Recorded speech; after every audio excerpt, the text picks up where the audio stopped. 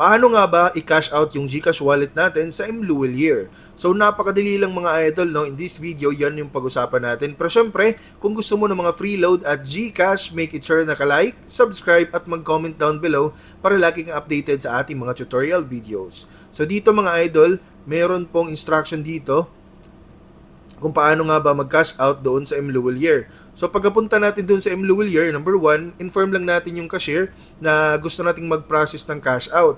So ang kagandahan dito mga idol is hindi na po kailangan ng internet. Sila na mismo yung magpa-process, just mobile number, ID, at amount lang po yung kinakailangan. Number 2 mga idol, ayan, magpo-provide tayo ng mobile number and cash out amount. Then number 3, kailangan din po natin ng valid ID. So, yung pangalan ng ID dapat match po doon sa nakaregister sa ating GCash wallet. Tapos, meron po silang ipapadala sa atin via SMS na OTP to confirm na kayo po yung may-ari ng account. Then, kapag na-confirm na po nila, ibibigay na po ni cashier yung cash po sa atin. Okay, so ganun lamang kasimple kung paano nga ba mag-cash out sa mLuwelier.